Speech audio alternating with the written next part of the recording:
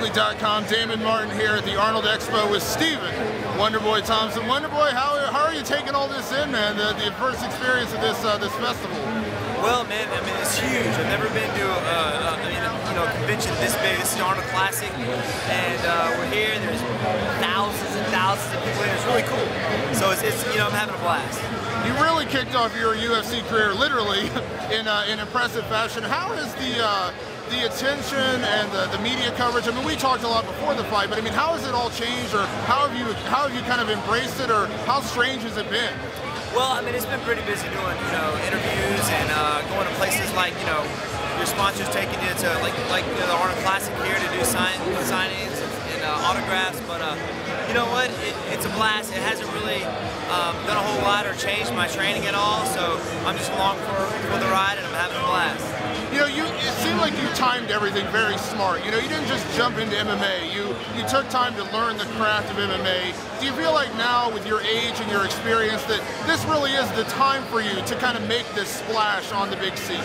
Oh, definitely. I mean, when I injured my knee about 6 years ago, I made the decision to switch to MMA. And of course, then I was doing nothing but striking, kickboxing. Of course, I have trained jiu-jitsu and wrestling, but I do that religiously, and it's getting better every day. And I feel like this is the time for the Wonderboy to make it, big time in the UFC. But there's really tough opponents out there like Matt Brown that I'm going to be facing. But I'm training hard, and I'm going to do my best. You came out of your last fight. You got a pretty quick turnaround, getting Matt Brown at UFC 145 in Atlanta. Were you excited you didn't have to sit on the shelf just to kind of keep the train rolling a little bit? Oh yeah. I mean, I didn't want to sit back and stay away from training for too long. I'm always training anyway.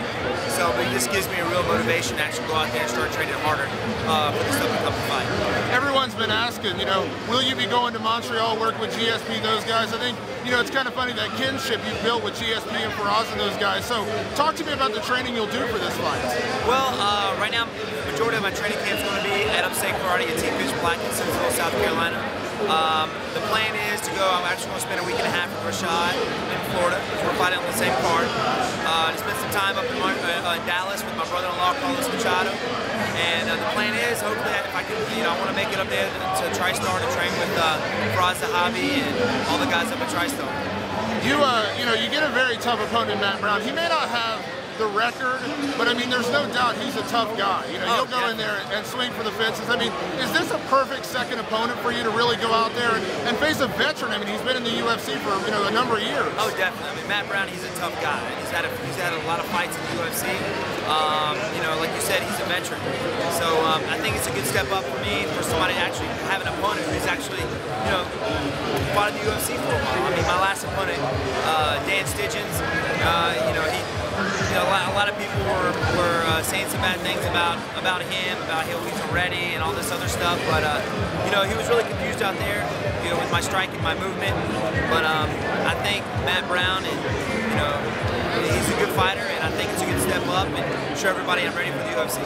Seems like he's already had a few comments to make about your background and record. How do you take that as like bulletin board material to motivate you, or do you have to stay away from that? How do you deal with that? Yeah, I mean, there's a lot of people, especially in my fight career, that has talked a lot of trash about my name, about my record. But, I just use that as fuel, and I'm going to use it for UFC 145. So.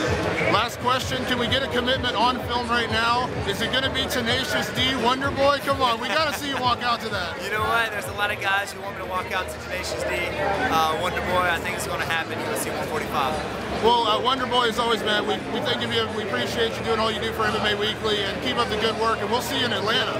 Thank you very much, man. It's a pleasure.